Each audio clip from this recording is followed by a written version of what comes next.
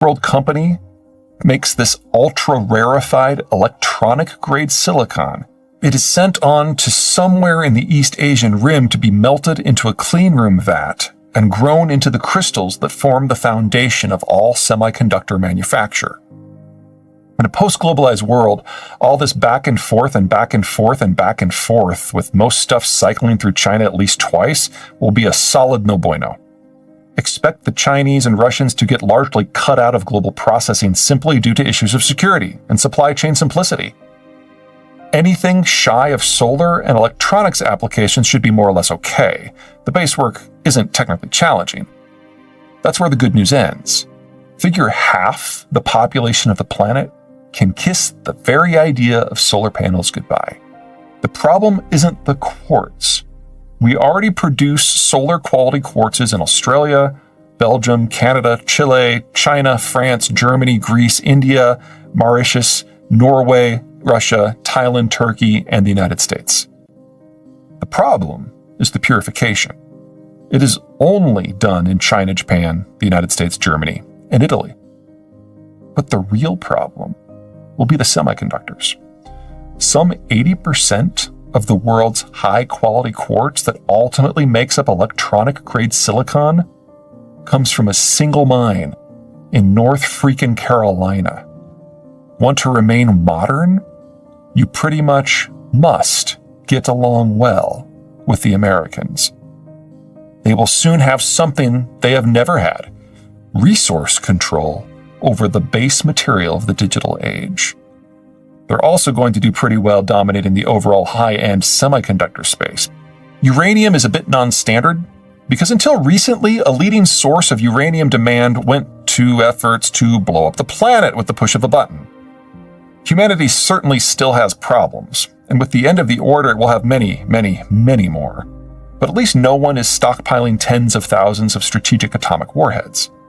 The reality is even better than it sounds.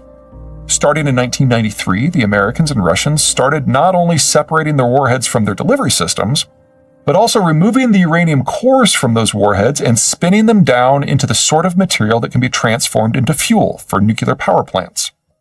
By the time this megatons to megawatts program was completed in 2013, the two countries had transformed some 20,000 warheads, leaving each side with only about 6,000 apiece. Great for global peace? Certainly. But the effort skewed the uranium market. The Americans and Russians used this warheads-turned-fuel program to power their civilian nuclear reactors. In the United States, such spun-down weapons material powered 10% of the grid for nearly 2 decades. And since large portions of nuclear power fuel are recyclable, the uranium market will remain distorted for decades to come. If you're not American or Russian, your only source of nuclear power fuel is to source uranium ore, grind it into a powder called yellow cake, heat it to a gaseous state to separate the uranium from the waste ore, and spin that uranium gas through a series of centrifuges so the different isotopes of uranium at least partially separate. Split them up partially, and you get a civilian-grade mix of uranium that is roughly 3 to 5% fissile material, which can be processed into power reactor fuel rods. Spin them up to the 90% fissile level for a warhead, and the US government is likely to throw you a surprise party, complete with some high-caffeinated special forces troops and a few thoughtfully live precision-guided munitions. In a post-order world, uranium is likely to become more popular as a power fuel. While running a 1 gigawatt coal power plant for a year requires 3.2 million metric tons of coal, a 1 gigawatt nuclear power plant requires only 25 metric tons of power fuel-enriched uranium metal, making uranium the only electricity input that could theoretically be flown to its end user. There's also unlikely to be all that crazy a shakeup to the world's civilian nuclear fleet, or at least not one due to access restrictions.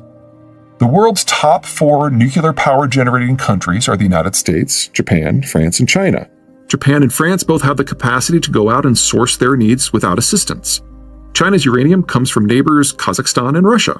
The locations that face the most risk in sourcing sufficient supplies will be those middle powers that both lack the military capacity to source their own inputs and live in geographic locations that utterly preclude safe shipments.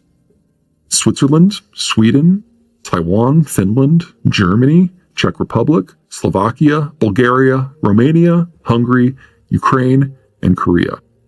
The likelihood of insufficient supplies increases as you move through the list. Lowly zinc has been with us for a long time.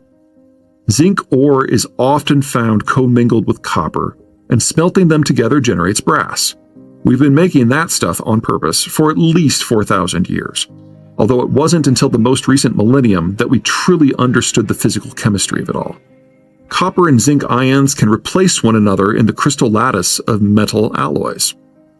What's unique about zinc isn't that it will not corrode, it corrodes very easily, but instead how it corrodes. The outer layer of a zinc object oxidizes quickly, forming a patina that prevents oxygen from penetrating any deeper. Voila! Corrosion generates protection. In some applications, the zinc only needs to be present rather than actually bonded to the entirety of the metal object. Bolt or wire a disc of zinc onto a ship's rudder or buried propane tank, for example, and the zinc will corrode away to nothing while protecting the tank or rudder.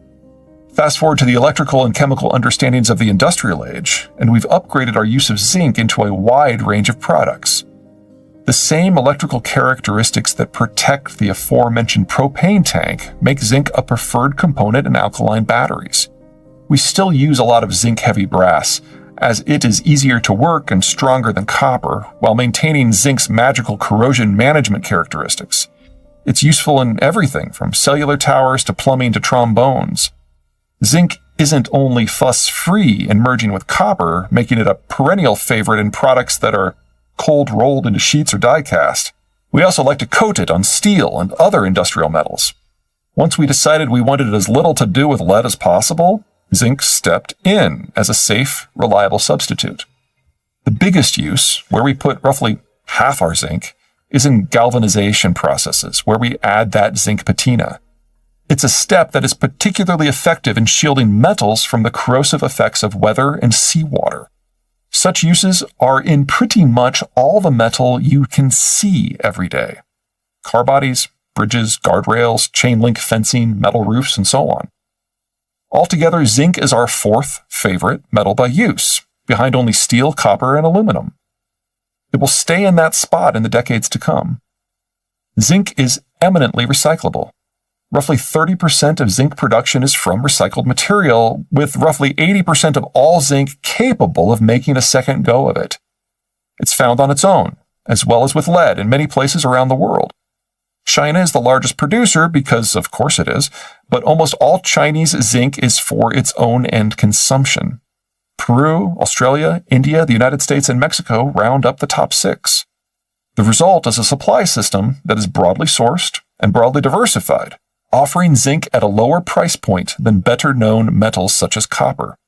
In a world of broken supply systems, at least we'll still have zinc.